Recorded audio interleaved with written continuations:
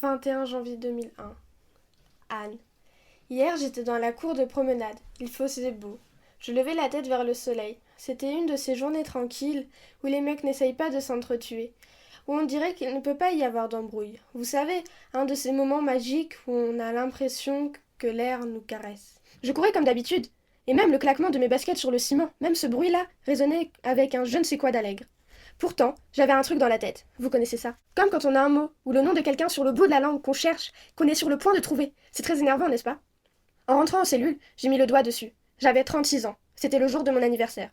D'habitude, je m'en moque. Je ne pourrais pas vous dire à quand remonte la dernière fois que j'ai fêté quelque chose, quoi que ce soit. Anniversaire, Noël, tous ces machins-là. Mais hier, j'aurais bien voulu souffler des bougies sur un gâteau que vous m'auriez préparé. Vous savez faire des gâteaux? Ce n'est pas brillant pour une première lettre. Je n'ai pas l'habitude. À vous, Aurélien. 22 janvier 2001. Anne, je ne vous verrai pas avant 15 jours, si tout va bien, et je trouve le temps long. Hier, je vous parlais de mes petites histoires d'anniversaire, mais c'est de vous que je me préoccupe. Je crains que vous ne veniez plus. Visiteuse de prison, qu'est-ce qui vous a pris de vous lancer dans une pareille aventure? Et qu'est-ce qui m'a pris, moi, de solliciter des visites? Vous êtes déjà venu 3 fois, et nous ne parlons pas. Ou presque pas. Je n'avais pas adressé la parole à une femme depuis des années, et la première fois que je vous ai vu au parloir, je me suis sentie à peu près aussi mal qu'une souris devant une vipère. J'arrête là. À vous, Aurélien. 4 février 2001. J'ai failli jeter ce cahier avec les 2 lettres que je vous y ai déjà écrites, parce que tout ça, je ne pourrai jamais vous le faire lire. Mais votre visite m'a fait changer d'avis. Je dois vous écrire, j'en ai besoin. Et tant pis si ces pages ne sont lues par personne. J'ai remarqué hier, seulement à la visite, que vous aviez les yeux verts. Allez savoir pourquoi, je les imaginais gris. Mais hier, vous étiez assise à la lumière et je vous ai bien vu. Je suis très heureux de ce que vous m'avez dit, le fait que ce n'est pas grave si nous parlons peu, parce que j'avais peur que mon silence vous fasse fuir. Autant j'arrive à mettre ça sur le papier, autant devant vous, eh bien, je m'en sens incapable. Je m'en sens incapable d'aligner 2 idées. Je ne peux que vous regarder et ça ne doit pas vous mettre très à l'aise. Il faudra tout de même que je sache un jour pourquoi vous avez demandé à visiter des prisonniers. À votre âge, je suppose que vous avez à peine 30 ans. Je trouve ça bien étonnant. Et puis, votre métier est si prestigieux, il doit vous prendre tant de temps. Vous devez rencontrer des tas de gens pas communs. La peinture, ça me fascine. Moi qui ne serais pas capable de dessiner une pomme. J'ai hâte que vous me montriez votre travail, comme vous m'avez dit. Le garçon qui était avec moi en cellule était artiste, lui aussi. Il faisait des courts-métrages en vidéo. Il paraît que ça marchait bien. Enfin, je n'en sais rien, c'est ce qu'il dit. La prison, c'est le royaume des mensonges, et beaucoup de gars derrière les murs s'inventent des vies fabuleuses. Ils vous expliquent que dehors, les filles se traînent à leurs pieds, qu'ils ne savent pas quoi faire de leur pognon, ou qu'ils ont une famille qui les adore, et qui attend leur sortie. Mais ici, en centrale, ce sont des longues peines pour la plupart. Alors ces conneries sur la famille et la fidélité, tout pourri avec le temps. Le gars de ma cellule, je ne vous dirai pas pourquoi on l'a condamné, mais il a pris 20 ans incompressibles. Ça fait 2 ans qu'il est enfermé, et il gobe la fiole tous les matins, tous les soirs. Vous savez ce que c'est, la fiole? Quand les mecs ne tiennent pas, qu'ils deviennent à moitié fous, on leur file un cocktail de calmant. Mais la dose, hein. Alors ils ne sont plus nerveux du tout, ça c'est sûr. Des zombies. Je préfère mourir 10 fois, je préfère ne pas dormir des nuits entières plutôt que d'avaler un seul de ces cachets de merde. Franck, c'est le gamin, il a 22 ans, mais il est foutu, il ne s'en sortira jamais. J'ai tué un homme. Je ne sais pas si vous le savez. Ça veut dire que j'ai supprimé une vie. Ça veut dire aussi que j'ai causé indirectement le malheur de beaucoup de gens, parce que quand on tue quelqu'un, c'est aussi sa mère, ses frères et sœurs, ses amis, sa femme ou ses enfants qu'on blesse. Et c'est irrémédiable. Je vais vous écrire plus longuement. Mieux. Il faut juste que j'organise mes pensées, parce que tout se bouscule. Ça fait tellement longtemps que je suis seule. À vous, Aurélien. 8 février 2001. Anne, depuis que vous êtes entrée dans ma vie, je ne fonctionne plus de la même façon. Ce qui se passe, c'est que ça me perturbe tellement que j'ai même pensé un moment vous demander de ne plus venir. Vous savez que j'ai été condamnée à 14 ans, que j'en ai effectué 13 et que je n'ai pas eu de réduction de peine à cause de mon comportement. Enfin, qu'il me reste 1 an à tirer. Cette année sera plus dure que les 13 précédentes. Vous me manquez, je ne sais pas quoi faire. À vous, Aurélien. 21 février 2001. Anne, tout à l'heure vous étiez là, et je me suis encore conduit comme un con. Je n'arrive pas à vous parler, je n'arrive pas à vous expliquer. Enfin, vous étiez là, c'est ce qui compte. Vous savez, j'avais dit à Maître Chemarin, mon avocat, que je ne voulais plus vous voir, et c'est lui qui m'a convaincu d'attendre un peu. Il a eu raison. C'est un gros bonhomme de 61 ans, qui paraît beaucoup plus. Il est tout fripé et jaunâtre, il fume comme une cheminée d'usine. On pourrait goudronner l'autoroute A6 avec ce qu'il se coltine dans les poumons. Il rigole tout le temps. Cet tailleur vert vous va bien, vous étiez mortellement classe, et puis les cheveux courts, j'aime. Même si au début, quand vous êtes entré, ça m'a fait un peu bizarre. Mais il faut que je m'habitue à penser à Mademoiselle Béga. Comme ça, sans ces boucles. 15 jours. À vous, Aurélien. 23 février 2001. Anne. Cette nuit, j'ai rêvé de mon grand-père. Le père de mon père. Claude Malte. Il était sourcier. Ou rhabdomancien. Ce dernier mot, c'est pour faire chic. Mais ça veut dire la même chose. C'est-à-dire qu'il avait sa baguette coudée et qu'il cherchait l'eau pour les gens de la région. Il vivait en montagne, dans un coin où ce n'était pas vraiment la sécheresse, mais quand même, on lui enviait son don. C'était pratique. Maintenant, on ne croit plus à ce genre de truc. Ça fait partie d'un autre âge, comme les rebouteux ou les sorciers, ça fait sourire. Mais je l'ai vu, moi, je l'ai vu, mon grand-père, marcher droit sur un pont, qu'il a marqué d'un piquet, au milieu d'un pré en alpage, Des techniciens sont venus, après avec des machines, dont je ne saurais vous dire comment elles fonctionnent, mais ont confirmé qu'il y avait là une grande nappe phréatique, une masse d'eau souterraine qui devait alimenter des dizaines de sources alentour. Il n'en faisait pas un plat, d'ailleurs, de son don. Pour lui, c'était, je ne sais pas, comme s'il savait grimper aux arbres ou chanter, juste, vous voyez. C'était naturel, pas de la magie du tout. Un homme très costaud, mon grand-père, avec des poignets noueux, os et muscles et veines compressées sous la peau brune. Il était sourcier, mais il gagnait sa vie comme charpentier. Il a travaillé jusqu'à sa mort. Tout ce que j'ai de bien dans la tête, c'est lui qui me l'a appris. Il m'emmenait sur les chemins, il connaissait tous les noms, ceux des fleurs, des arbres, des animaux, et en regardant une planche, il disait que c'était du hêtre, du chêne, du sapin, du mélèze. Il avait commencé à m'apprendre, et puis il est mort. À vous. Aurélien. 28 février 2001. Anne. Il pleut aujourd'hui, je regarde ce bout de ciel blanc et ce déluge qui tombe encore serré. Je vous imagine en train de peindre dans votre atelier. Il faudra que je vous demande si vous pouvez le faire à la lumière électrique ou si vous avez besoin du soleil. Je voudrais vous raconter ce qui m'est arrivé il y a 2 ou 3 ans, bien avant que je vous rencontre. J'ai trouvé à la bibliothèque un livre sur Botticelli, un de ces grands bouquins avec des photos, et je l'ai emporté en cellule, ça m'a pris comme ça. Avant, quand je pensais à la beauté, c'était toujours la montagne qui me venait à l'esprit, parce que je n'avais jamais rien vu qui puisse se comparer aux neiges roses quand le soleil se couche, ou bleu sous la pleine lune. Mais là, j'ai pris ce bouquin de Botticelli et j'ai regardé les images, ces peintures que vous connaissez. Je ne vais pas faire le malin à vous en parler, ce serait ridicule. Il y avait des toiles, des vierges à l'enfant avec des visages si doux et si profonds, et on sentait l'intention de Botticelli, cet homme qui est mort pourtant il y a des centaines d'années. Mais c'est comme s'il avait posé sa main sur mon épaule pour me dire « Regarde comme le monde est beau, regarde comme les femmes sont belles, regarde comme tout peut être paisible. » 2 jours après que j'avais emprunté le livre, il y a eu une baston dans les douches, un mec qui s'est fait charcuter à coups de petites cuillères. Je sais, ça fait bizarre comme ça, mais le truc, c'est qu'ils aiguisent le manche d'une cuillère en le frottant sur le béton, sur un barreau, n'importe quoi, jusqu'à ce que ce manche soit aussi tranchant qu'un scalpel. C'est petit, c'est facile à cacher, c'est meurtrier. Vous savez le pourquoi du massacre? Une histoire de savon volé, ou prêté et pas rendu. Oui, une connerie. Mais ici, ce n'est pas pareil. Vous ne pouvez pas comparer ça à l'extérieur. Ici, les haines sont compressées, comprimées, tendues comme des ressorts. Enfin, j'ai insisté à ça, à cette saloperie de boucherie. Les ruisseaux de sang qui se mélangeaient à l'eau sale, et le mec qui gueulait. Les gardiens l'ont sauvé, mais il n'était pas beau à voir. On nous a tous remis en cellule, vite fait. J'ai pris mon livre de Botticelli, et comme un cachet d'aspirine sur une migraine, toutes ces saletés se sont dissipées. J'ai regardé mes vierges à l'enfant, et puis les yeux doux de la Vénus, vous savez, celle qu'on voit partout, mais qu'on ne regarde pas comme il faudrait. Et c'est comme ça que j'ai commencé à prendre régulièrement des livres d'art, parce que c'est une grande consolation, et que ça réconcilie avec tout, avec les camées déchirées d'ici, avec ces murs partout, avec le souvenir de ce que j'ai fait et de ce qu'on m'a fait. On se dit que l'homme est aussi capable de réaliser ça, de belles, de si magnifiques choses. Vous comprenez pourquoi il est si étrange que vous soyez celle que le destin m'a envoyée, parce que vous êtes peintre, justement. Je voudrais bien vous dire ça quand vous venez, mais je n'oserai jamais. Je crains le ridicule. À vous, Aurélien. 1er mars 2001. Anne, aujourd'hui j'ai envie de vous écrire, mais je n'en ai pas la force. Il y a des moments comme ça. Je pense à vous, je pense tellement à vous que vous êtes à l'intérieur de moi. Et j'ai l'impression que si j'ouvrais la bouche, en sortirait une brume qui dessinerait dans l'espace autour de moi votre silhouette. J'arrête là avant de me mettre à écrire n'importe quoi. À vous, Aurélien. 2 mars 2001. Anne. Franck vous a vu aujourd'hui, et nous avons failli nous battre. Il a remarqué que vous boitiez, et il m'a dit là-dessus un ou deux trucs bien crades. Par exemple, que si vous étiez absolument valide, jamais vous ne perdriez votre temps avec moi. Le malheur peut rendre méchant, et ce petit connard s'est employé à injecter profond son venin. Je lui ai dit de se taire, et il a encore continué un moment avant que je lève la main. C'est dur de choisir le bon comportement, avec un faible qu'il est trop facile de détruire. Mais ma colère est passée. Oui, vous boitez, mais pas tant que ça. Et puis, est-ce que ça vous enlève une once de beauté? Non. Mort au jaloux. J'ai encore rêvé de mon grand-père, et je crois que je sais pourquoi. C'est parce que je vous associe en pensée, lui et vous, parce que vous êtes les seules personnes qui comptent pour moi, qui aient jamais compté. Et assurément, c'est une bonne chose que vous ne lisiez pas ces lignes, parce que vous me prendriez pour un parfait cinglé. Je ne vous connais que depuis 2 mois. Ce n'est pas le fait que vous soyez une femme, même très jolie. Ce n'est pas non plus le fait que vous jouiez le rôle d'une bouée. Je ne vous vois pas comme ça. Vous êtes humaine, c'est ce qui compte. Je vais encore vous parler de mon grand-père, mais pour ça, il faut que je vous explique 2 ou 3 trucs. Mon père est mort quand j'avais 3 ans. J'étais fils unique et on m'a envoyé vivre chez mon grand-père à la montagne. Ma mère est restée en ville. Grand-père vivait seul. Il avait perdu sa femme très tôt. Je me souviens que j'ai eu très, très froid le premier hiver. Là-bas, ça peut descendre à -25. Je suis allée à la maternelle du coin. Par la fenêtre, on voyait la chaîne, les sommets blancs. Même à la belle saison. Grand-père me portait sur son dos, dans un de ces machins en tissu bleu roi à armature métallique. Il m'a emmené partout, là où l'air piquait, tellement il était sec, là où il y a du lichen sur les rochers, du lichen gris-vert, presque blanc en été, et des bouquetins aux cornes épaisses. Et au-dessus de nos têtes, nous entendions les cris des choucas. Et le bruit de leurs ailes qui battent, quand ils descendent près du sol. On les entend bien. Ouf, ouf.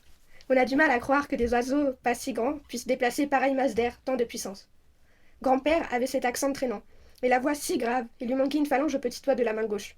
Il avait perdu ça sur une scie circulaire. J'allais en cachette dans son atelier et je me roulais dans les copeaux et la sciure. J'adorais cette odeur. Je n'ai vu mon grand-père en colère qu'une fois. Une seule fois, mais je ne risque pas de l'oublier. Ma mère venait de se remarier. Elle avait emmené Patrick, mon beau-père, pour des vacances d'1 semaine. Ce qui s'est passé, je ne sais pas. Un soir, alors qu'on m'avait mise au lit, j'ai entendu la voix de grand-père qui disait « Non, mon petit monsieur, on ne fait pas ce genre de choses ici. » Et Patrick qui répondait sur un ton génial, et grand-père qui disait « Ça suffit !» avec une autorité incroyable. Je suis allée regarder par la porte entr'ouverte. Grand-père avait les mains posées à plat sur la table. Il fixait Patrick avec des yeux pas racontables, et mon beau-père, tout rabougri en face, qui ne disait plus rien, qui avait l'air moche et pâle. Ma mère et Patrick sont partis le lendemain, alors qu'ils n'étaient là que depuis 2 jours. C'était en août 1975. J'avais 10 ans. J'ai demandé à grand-père ce qui s'est passé, mais il ne m'a jamais rien dit. À vous, Aurélien. 8 mars 2001. Anne. Je me suis fait mal à l'épaule en m'entraînant tout à l'heure. Un claquage du deltoïde. Je vous écris depuis l'infirmerie. C'est que, vous voyez, je ne me résous pas à vieillir. Je ne veux pas perdre en force. Alors, je m'oblige à prendre les mêmes poids que quand j'avais 30 ans. Mais j'en ai 6 de plus, et les muscles et les tendons protestent. Et puis, les haltères d'ici sont plutôt branlants. Les disques de fonte mal fixés. L'année dernière, je me suis pris un poids de 2 kilos sur le front. Après ça, je ressemblais à un éléphant d'Asie avec une énorme bosse. C'est affligeant. Je n'ai même pas besoin de quelqu'un d'autre pour m'estropier. Je m'y prends très bien tout seul. Un vrai petit masochiste. Demain, je vais jongler avec des bouts de pétanque. Qu'est-ce que vous en dites? À vous, Aurélien. 13 mars 2001. Anne. J'ai pris un livre sur Egon Schiele et je le regarde allongé sur mon lit, à l'infirmerie, où je passe ma dernière journée avant de retourner en cellule. Vous le connaissez, Schiele? Sûrement. Un peintre bien bizarre, et qui a fait de la prison.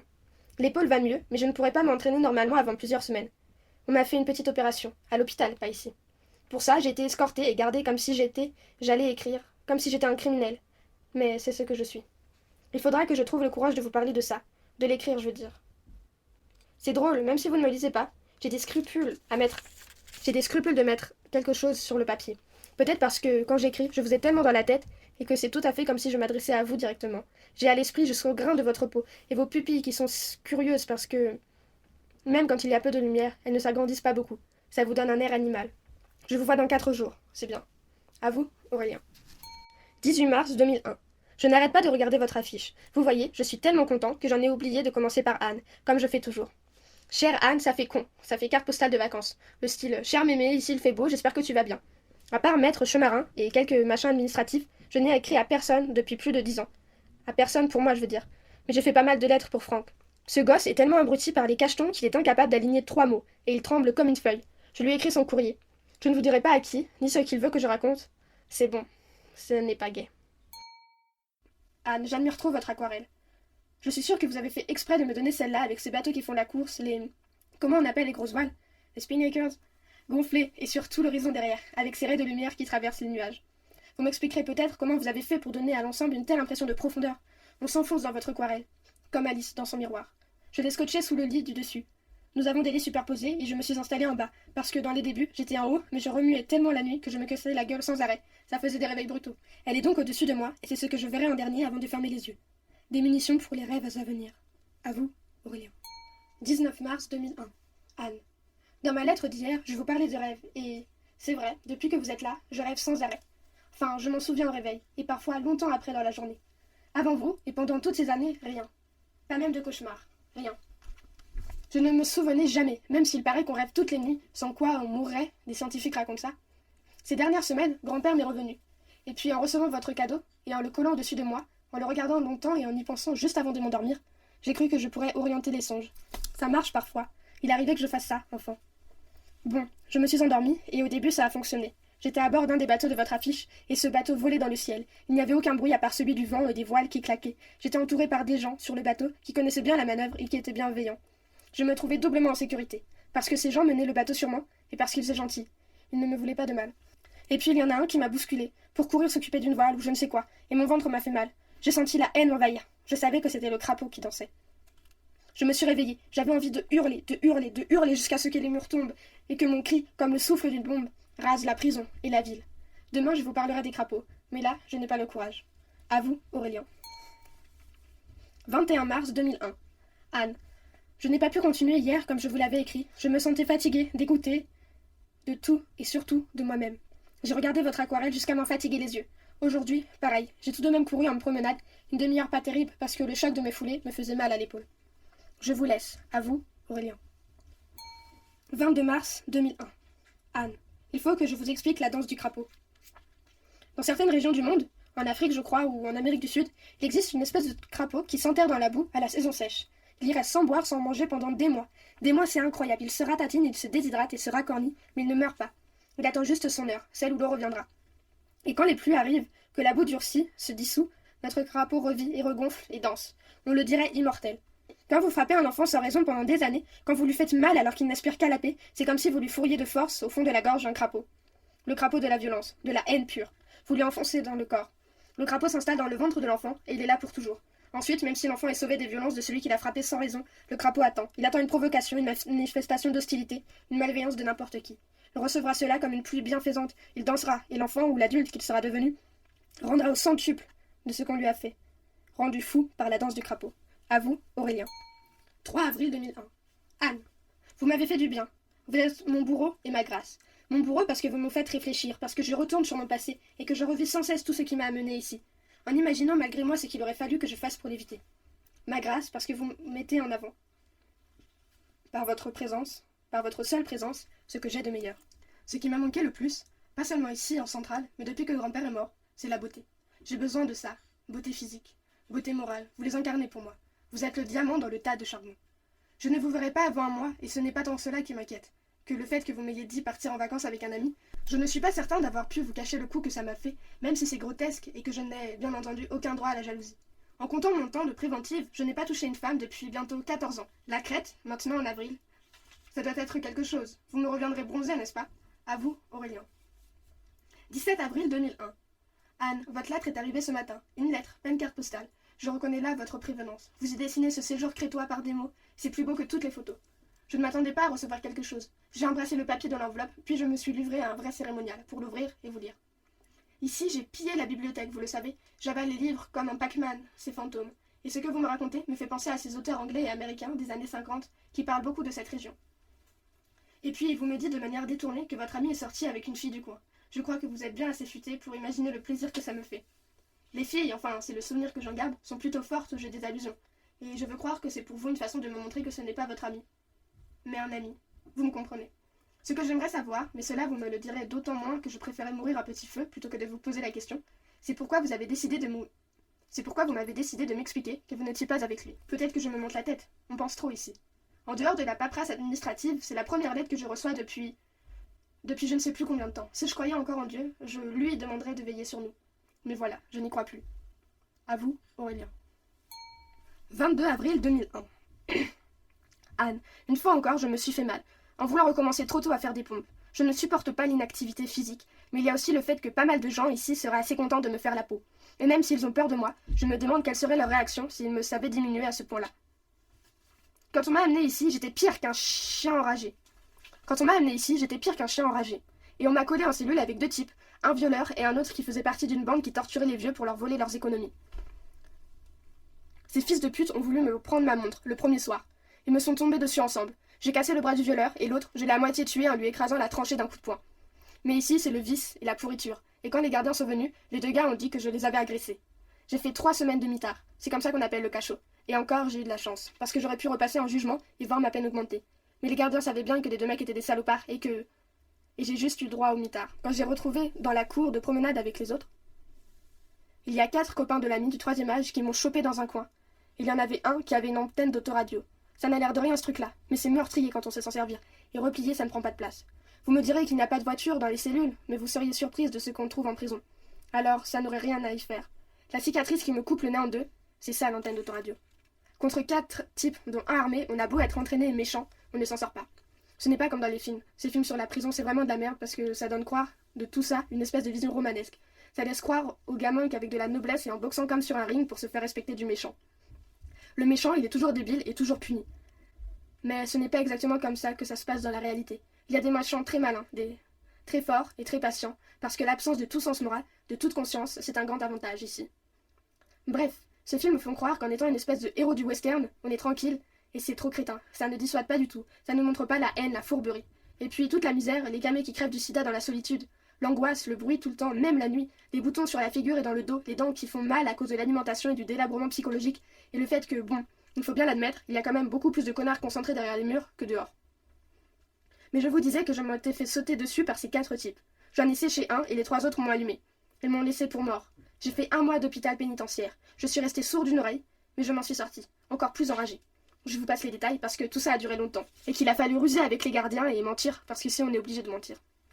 Bon, j'ai ensuite fait en sorte d'être tranquille, je préfère ne pas vous en dire plus. Ici on ne peut pas se permettre d'être faible, et il faut avoir des yeux dans le dos. Ou on rampe, ou on se bat. Je dois récupérer ma forme. À vous, Aurélien. 23 avril 2001. Anne, j'ai relu ce que je vous ai écrit hier, et j'ai eu peur, comme si ces lignes devaient vous dégoûter de moi, vous faire tourner le dos. C'est bête puisque vous ne me lisez pas. À vous, Aurélien. 27 avril 2001. Anne, grand soleil tout à l'heure. En courant, j'ai fermé les yeux. Je connais les nombres précis des foulées délimitant cette saloperie de cours.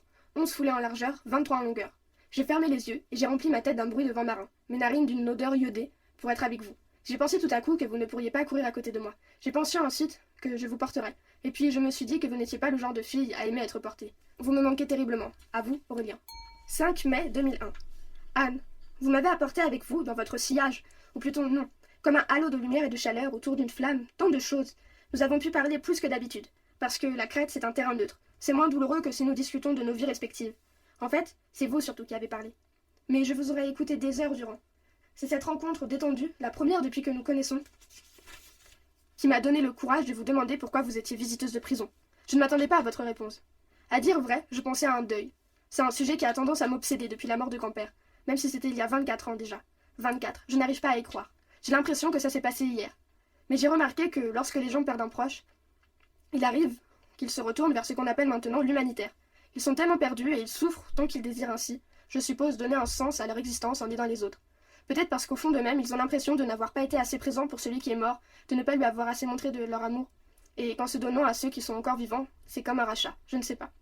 Et vous, c'est à la suite d'une déception sentimentale. Vous avez lu une lettre de prisonnier dans un quotidien, et ça vous a donné l'idée des visites. C'est bizarre, on rigole des chagrins d'amour, ça fait ricaner, sans doute parce qu'on s'en remet le plus souvent, mais il doit y avoir des cas où on n'y survit pas. Je suis encore une fois jaloux de l'homme qui a eu tant d'emprise sur vous, et qui en a, qui sait, encore aujourd'hui. Prenez soin de vous, je voudrais pouvoir le faire, mais je suis ici, vous êtes là-bas. Il y a des murs entre nous, et ils ne sont pas faits que de pierre. À vous, Aurélien. 9 mai 2001. Très gros coup de cafard. Anne. Parfois, je voudrais retourner en arrière et ne vous avoir jamais rencontré. Tout était plus simple avant, plus gris, un poison mortel. Ces jours, ces semaines, ces mois et ces années qui passaient, mais un poison qui me tuait sans que je m'en rende vraiment compte. À part quelques moments de désespoir, et les secondes coulaient comme de l'eau. Les mêmes, la routine. Je suis effrayée partout, par vous, par moi-même, par la liberté qui viendra à la fin de l'année et qui me terrifie parce que le monde extérieur m'est devenu tout à fait étranger. Vous savez que depuis 4 mois que vous êtes apparu dans ma vie, je ne vous ai jamais touché, même pas effleuré votre peau et vos cheveux. Et puis, il y a des chances pour que vous n'ayez plus envie de me voir quand je serai dehors. Et je ne pourrai pas vous donner tort. Mais c'est pour moi une autre raison de ne pas sortir. Je ne veux pas vous perdre à aucun prix. Vous m'êtes plus cher que toutes les libertés. Sans vous, qu'est-ce que vous voulez que je fasse? À vous, Aurélien. 14 mai 2001. Anne, est-ce que vous connaissez Nietzsche? Il dit que ce qui ne nous tue pas nous rend plus forts. Et cette phrase, je viens de la retrouver dans les carnets d'Albert Camus. Il la cite plusieurs fois. Je suis heureux, parce que c'est ma règle de vie, et Camus, que j'adore, semble en faire lui aussi sa devise d'élection. Ce qui ne tue pas te rend plus fort. Je rejette le pessimisme de ma lettre précédente, et je remercie le destin de votre présence. À vous, Aurélien. 21 mai 2001. Anne, ça ne fait qu'une dizaine de fois que nous nous voyons. J'ai calculé ça tout à l'heure, juste après votre visite. C'est très peu, et de votre part, cela doit signifier que, enfin, je suis en train de m'embrouiller. Je veux juste dire que vous êtes probablement beaucoup plus importante pour moi que je ne le suis pour vous. J'ai réfléchi pour savoir si le fait que je suis enfermée a quelque chose à voir avec ça. Et non, non. Vous avez une famille qui vous aime, vous avez l'air d'être très proche de vos parents et de vos frères et sœurs. Nombreux. Combien déjà? 6, 7? J'ai oublié. Vous avez des amis aussi. Moi, j'ai encore ma mère, mais je ne l'ai ni vue, ni lue, ni entendue depuis 13 ans. Elle pourrait aussi bien être morte. Quant aux copains, la prison use tout, ils se sont dissous avec le temps. Alors, vous seriez si importante pour moi à cause de ma solitude? Ce n'est pas encore ça. Vous êtes importante parce que vous êtes tout ce que j'ai toujours attendu d'une femme. Je me dis souvent que si je vous avais rencontré avant de me retrouver ici, vous m'auriez guéri juste en posant votre main sur la mienne. Mais même cela, ce n'est pas sûr. J'étais trop fou, trop violent, je le crains, pour que vous ayez pu faire quelque chose contre ce crapaud de merde. À vous, Aurélien. 23 mai 2001. Anne, il règne une atmosphère artistique dans la cellule. Cet abruti de Franck a décidé de se faire des tatouages à la main, et je vous jure que c'est cauchemardesque. Je vous ai déjà dit, je crois qu'il tremble comme un sucrier en folie à cause de ses cachets, alors je vous laisse imaginer le tableau. Il a fait une vraie crise quand j'ai voulu lui arracher l'aiguille et les flacons d'encre de Chine. Oui, les flacons, il y en a plusieurs, parce que, en plus, il fait ça en couleur. Une vraie crise, il trépignait, il devenait rouge, pire qu'un homard en pleine cuisson, et il aurait fallu l'assommer pour lui enlever ses trucs. Alors je l'ai laissé tranquille. J'ai tout de même obtenu qu'il limite ses activités picturales à ses 2 jambes. Il ne se massacrera pas les bras, les mains ou le torse. Ou le cou. Il voulait se faire une toile d'araignée dans le cou, Il trouve que ça fait killer, c'est son expression. Killer. À l'heure où je vous écris, il y a une tortue marine verte, noire et rouge sur son mollet droit. Bon, il dit que c'est une tortue, mais on dirait un basset qui a trop bouffé. Et un serpent, aux allures de spaghetti sur sa cuisse gauche. Heureusement qu'avec un pantalon par-dessus, on n'y verra plus rien. Et puis, je le dis sans cynisme, ce pauvre couillon n'est pas prêt d'aller faire un tour en maillot à la plage, alors quelle importance.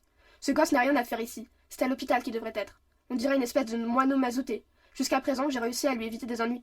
Mais qui sait ce qui lui arrivera quand je serai sortie. À vous, Aurélien. 27 mai 2001. Anne. Cette fois, j'ai rêvé de vous ensemble, grand-père et vous.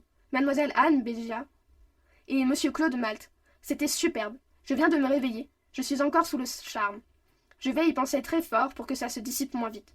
Quand j'avais 10 ans, il y a eu un mariage en montagne. Mon grand-père et moi avons été invités. L'adjoint au maire et le curé avaient accepté que ça se déroule dans les alpages. Et c'était au printemps. Il y avait une immense étendue tapissée de fleurs, de pissenlits jaunes vifs, et juste à côté une nappe de fleurs bleues. La chaîne des neiges éternelles autour, et la mariée avec sa robe de princesse. Tout le monde bien habillé. 3 musiciens, un guitariste, un contrebassiste et un trompettiste qui jouaient appuyés sur une souche énorme. Le souvenir le plus féerique de ma vie. Dans mon rêve, je vous ai vu. Vous étiez là, au bras de grand-père, et moi j'étais enfant. Mais vous aviez l'âge que vous avez maintenant. Vous portiez ce tailleur vert, celui il y a quelques mois pour votre visite. Je m'approchais de vous, et chacun de mes pas me faisait grandir. C'est bien qu'arrivé à vos côtés, j'étais adulte. Grand-père devait lever haut la main pour la poser sur mon épaule. Lui et moi, nous tournions vers vous, pour vous regarder. Vous vous lanciez dans un pas de danse, comme pour me démontrer. Tout va bien, Aurélien. Regardez, tout va si bien que je vais jusqu'à marcher normalement. Tout est léger. Je me suis réveillée. Franck dort encore. La fiole le fait ronfler. Au début, ça me rendait dingue. C'est déjà assez difficile de dormir ici. Je ne m'y suis pas habituée, mais qu'est-ce que vous voulez y faire? Je ne vais pas lui coller de l'adhésif sur la bouche. En juin 1977, grand-père est mort. J'étais avec lui, j'avais 12 ans. Nous étions partis au petit matin pour faire une balade au col de l'Enclume. Ce n'est pas une marche très facile en été, mais à la sortie du printemps, quand il y a encore de la neige, c'est carrément crevant. Mais j'étais bien entraînée et mon grand-père avait envie que nous fassions une bavande, comme il disait. Nous avons laissé la voiture dans le bas de la vallée. Il faisait très froid parce que le ciel était découvert. Grand-père se frottait les mains, il était heureux. Jamais je ne l'avais vu aussi joyeux et léger qu'en montagne. C'était comme si la nature avait fait glisser les années de ses épaules, comme une couverture qui tombe, et il redevenait un jeune homme. Même sa voix s'éclaircissait. Va faire mon strobo, ça va ramollir la chenée, il a dit. La chenée, c'est la neige là-bas. Quand il souriait, ça se plissait autour de ses yeux, des crevasses très profondes, comme on en voit sur le visage des Indiens Hopis. Alors on pourrait croire que cette figure est faite de bois ou de cuir très épais. Grand-père marchait lentement, il était régulier et puissant comme un tracteur. Ça le faisait marrer les gamins qui le dépassaient en fonçant parce que la plupart du temps il les rattrapait 2 heures plus tard, quand ils étaient violés avec la langue sur les chaussures et que lui pétait la forme. Il parlait des knickers, souvent, même en hiver. Il avait de ces mollets énormes et je me disais que je serais comme lui un jour. Mais si je suis devenue balèze, je ne suis pas comme grand-père pour autant. C'est difficile à expliquer, mais vous comprendrez peut-être, les gars comme mon grand-père, ces espèces de physique super épais, compacts, trapus, mais souples en même temps. On dirait que ça n'existe plus. Que ce sont des corps d'un autre temps, d'une autre époque, des dinosaures. Des gars qui imposent le respect autant par leur masse que par leur attitude. Les rois de la mer et de la montagne, parce qu'on trouve des hommes comme ça chez les vieux marins aussi. Oui, une espèce de noblesse. Les anglo-saxons ont une expression pour ces gens, ils disent « Slow hounds, he is slow hound ». Il a les mains lentes, les mains lentes. C'est bien vu, n'est-ce pas? On comprend. Je marchais devant grand-père sur le chemin du col de l'Enclume. D'ailleurs, depuis que j'avais 10 ans, je marchais devant lui. Mais sans illusion. Je savais qu'il m'accordait ça, c'est tout. J'ouvrais la marche ce matin-là, mais les névés étaient beaucoup plus fréquents, larges et profonds que nous ne l'avions prévu. Et grand-père n'aimait pas ça. Il m'a dit, on n'est pas équipé, ce n'est pas prudent, si ça continue, on descend. Bon sang, on avait déjà marché 3 bonnes heures, alors ça ne me plaisait pas du tout l'idée d'avoir peiné pour rien. J'ai dit à grand-père comme un petit con. Vous pouvez imaginer, allez, grand-père, allez, on fera attention, allez, et il a cédé. Il m'a juste demandé de passer derrière. Nous avons mis nos lunettes de soleil. Bon, attendez, il faut que je vous laisse. Je vous reviens, j'ai dû m'occuper de Franck. Parfois, il faut lui parler longtemps pour l'apaiser. Je lui raconte des histoires, je lui dis des trucs. Il est en train de perdre la tête. Chaque jour. Il est en plus mauvais état. Je vous l'ai déjà écrit, je crois. Je n'en suis pas sûre parce qu'en plus de ces lettres, je vous parle dans ma tête toute la journée. Mais oui, en regardant en arrière dans les cahiers, je vois que je vous l'ai écrit. Ce gosse n'a rien à faire dans une cellule de centrale. Il devrait être à l'hôpital psychiatrique. Ne serait-ce qu'à cause de ce qu'il a fait pour qu'on l'enferme. C'est dingue d'imaginer qu'il y a eu des magistrats et des médecins assez cons pour décider de l'envoyer ici. Un enfant de 8 ans verrait qu'il est frappadingue. Je vous avoue que dans les premiers temps, je ne dormais que d'un œil. J'avais peur qu'il me fasse la peau pendant la nuit. On ne choisit pas ses go détenus. En préventive, j'étais enfermée avec un ancien gendarme. Un gars qui avait l'air gentil, vous voyez, le père de famille un peu rondouillard, aux bonnes joues rouges, un obsédé de la belote. Il me racontait aussi ses parties de pêche dans les lacs.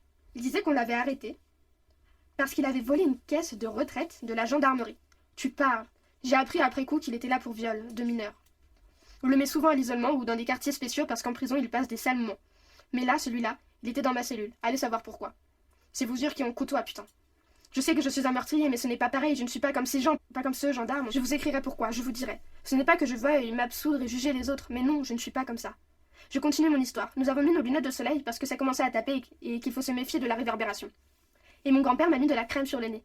Qu'est-ce que je détestais ça, ce truc blanc gluant, mais il était inflexible. Nous sommes arrivés dans une pente qui, même exposée plein sud, était encore très enneigée. Un versant abrupt, et là encore, grand-père m'a dit « Mon garçon, nous ne sommes pas prudents. » Il avait raison, la neige en fondant et en gelant, et refondant et regélant, avec les couches successives et le vent, et tout ça, ça devient une surface absolument imprévisible. Mais une fois de plus, j'ai chouiné comme un morveux, et grand-père a soupiré. Il m'a dit « Tu bouges pas, je vais voir ça. » Il n'avait pas fait 10 mètres qu'il est parti sur la plaque avant. 2 heures plus tard, la neige aurait été assez amollie pour qu'il puisse s'arrêter, mais ça avait gelé fort cette nuit-là, et c'était lisse et dur comme du marbre, sous la première couche friable. Je l'ai vu partir sous mes yeux, Anne, avec cette plaque de neige. Il a juste grogné merde et il prenait déjà de la vitesse dans la pente. Je n'ai pas eu peur tout de suite, je me souviens que j'ai même souri. C'est rigolo quelqu'un qui tombe, mais c'était un vrai couloir à pic vers lequel glissait grand-père. Et quand j'ai compris, j'ai crié avant de sentir une boule qui remontait du ventre pour me bloquer la gorge. Grand-père a disparu dans le couloir. Je suis restée là tout seul. Il n'y avait pas un bruit, pas de vent, pas d'oiseau dans le ciel, juste moi, au bord du grand névé. Je ne pourrais pas vous dire combien de temps ça a pris avant que je me secoue. Bon, dans mon idée, c'était sûr, grand-père n'était pas mort, il était juste coincé là en dessous. Le truc, c'était d'aller le chercher. J'en ai assez d'écrire, Anne, j'ai mal à la main et Franck continue à déconner. Je terminerai demain, à Aurélien. 28 mai 2001. Anne, je vais laisser tomber ces lettres et surtout, je vais demander que vous arrêtiez vos visites. Tout ça me rend malade, j'étais tranquille avant, je ne veux pas de vous et de ce que vous remuez en moi. Et j'ai l'impression d'être au cœur d'une tempête. Je suis comme un bouchon sur des vagues, ça me donne envie de dégueuler. Je veux être seule, Aurélien. 4 juin 2001. Anne, qu'est-ce que j'ai failli faire encore? La solitude rend paranoïaque. On ne se contente pas d'être enfermé physiquement, on s'enferme mentalement. On en vient à désirer être en tête-à-tête avec soi-même pour éviter d'être blessé. Mais vous connaissez le proverbe. Un homme seul est en mauvaise compagnie. La présence de Franck ne fait qu'accentuer cette solitude, parce qu'il est impossible de communiquer normalement avec lui. Lui qui, justement, est allé au bout de cet isolement parce que la folie, je crois que c'est ça avant tout. Se retrouver seul dans sa tête. S'être tant affranchi du monde et des lois communes qu'on ne peut plus vivre en compagnie. Quelque chose m'a retenu, au moment où j'allais demander à ne plus vous voir. Et je remercie ce quelque chose, quel qu'il soit. J'étais si heureux de votre visite, de retrouver vos yeux animaux, votre peau déjà redevenue blanche et vos poignets avec l'os un peu saillant. Je l'avais déjà remarqué. On aurait dit que vous aviez senti ce qui s'est passé dans ma tête ces derniers jours. Vous étiez plus chaleureuse que jamais. Votre petit portrait de mémoire est extraordinaire. Ce n'est pas tant qu'il me ressemble, c'est mieux que ça. Vous avez saisi l'intérieur, plutôt que mes traits purement physiques. Prenez soin de vous, Anne. À vous, Aurélien. 5 juin 2001. En fait, il n'y avait qu'une chose à faire, c'était un demi-tour, et rejoindre la vallée pour prévenir quelqu'un, mais je n'y ai même pas pensé. Je ne pouvais pas laisser grand-père tout seul. Il était peut-être blessé ou quoi, il avait besoin de moi. J'ai hurlé 10 minutes durant, en attendant qu'il me réponde. Et puis, quand rien ne se passait, j'ai longé le névé en empruntant les parties non enneigées de la pente. Mais il n'y en avait pas beaucoup, et au bout d'un moment, je me suis risquée sur le blanc. Et je ne suis pas partie sur une plaque à neige, moi, mais j'ai glissé. On n'a pas voulu de moi en enfer ou au paradis, parce que j'ai rencontré dans ma chute un arbuste qui dépassait de la neige et qui m'a cassé 3 côtes. Mais ça m'a arrêté net. Je me suis évanouie, là encore je ne sais pas combien de temps ça a duré, et quand je me suis réveillée, j'ai vu grand-père coincé entre la barre rocheuse une 50aine de mètres plus bas. J'ai été tellement soulagée. Grand-père, grand-père, je gueulais, nous nous étions retrouvés, juste un mauvais moment qui serait vite oublié. Il n'a pas répondu, ni fait le moindre signe. J'ai bougé, et là je l'ai senti passer. Parce que je ne sais pas s'il vous est arrivé de respirer avec des côtes cassées, mais on déguste. J'avais un but, pourtant, mon grand-père. Je me suis dégagée de l'arbre, et j'ai commencé à glisser sur les fesses pour le rejoindre. Mais je suis à nouveau partie dans la pente qui était beaucoup trop raide. C'est grand-père qui m'a sauvé la vie. Je lui suis rentrée dedans. Si ça avait été le rocher, j'aurais encore bien morflé. Son doigt a amorti le choc. Mais je suis tout de même retombée dans les vapes à cause de mes côtes. À mon deuxième réveil, il y avait un chouka perché sur la rocaille juste à côté de nous. Ça l'a plutôt surpris de me voir boucher. Il s'est envolé avec un grincement déçu. Ce que j'ai vu ensuite, c'est la petite flaque rouge sous la tête de grand-père qui me tournait le dos. Je l'ai tiré par l'épaule, il n'avait plus de visage. Il avait dû cogner de plein fouet dans le rocher.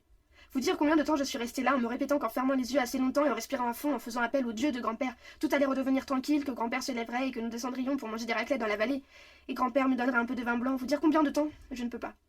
Mais le soleil déclinait et le froid arrivait, et je savais que si je restais là, je mourrais parce que la montagne s'en fout des souffrances, des joies et des petites contingences humaines. Elle applique sa loi à tout le monde. Je crèverais de froid à côté du cadavre de grand-père. J'ai pensé rester là. Et puis je me suis dit que grand-père n'aimerait pas ça, qu'il n'aimerait pas ça du tout. Même, et que c'était une très mauvaise idée. Alors je me suis secouée. Je ne pouvais pas me tenir droit, mes côtes me faisaient trop mal. Je me déplaçais courbée en deux, comme un petit vieux. J'ai commencé par regarder autour de nous. J'ai vu immédiatement que c'était mal engagé. Il y avait une cascade sur la droite, un pierrier presque à pic à gauche, et en dessous de grand-père et moi, une barre rocheuse de 30 ou 40 mètres de haut. Au-dessus, le couloir que nous avions dévalé beaucoup trop raide pour essayer de le remonter. Le choix n'était pas bien difficile à faire, puisque la cascade ou le pierrier, ça relevait du pur suicide. La seule issue, c'était la barre rocheuse. J'ai fouillé les poches de grand-père, et j'ai pris l'opinel et la pelote de ficelle. Et aussi la vieille carte d'identité toute déchirée et froissée qu'il gardait sur lui pour que, si nous franchissions la frontière suisse ou italienne, pour une course, les douaniers ne l'emmerdent pas. Grand-père n'aimait pas beaucoup les uniformes. J'ai pris tout ça, que j'ai fourré dans mes poches à moi, et aussi la gourde que j'ai mise dans mon sac à dos. Et j'ai mangé le chocolat que j'avais emporté pour le déguster en vainqueur à l'arrivée au col de l'Enclume. Après, j'ai dit au revoir à grand-père. La barre, elle partait en surplomb, tout de suite en dessus de nous, une vraie merde. Je n'avais aucun équipement, pas de évidemment, pas de corde, rien que des chaussures à semelles Vibram. Je me suis engagée là-dedans en m'efforçant de retenir ma respiration dans les mouvements délicats. Je ne peux pas vous décrire ma descalade. D'abord parce que mes souvenirs sont confus, ensuite parce que je n'écris pas assez bien pour vous transmettre ce que j'ai vécu dans ce merdier. J'ai failli me tuer 5 ou 6 fois, je m'arrêtais dos à la paroi dès que j'avais trouvé une marche suffisante. Je massais mes cuisses et mes mollets qui se tétanisaient, et je repartais.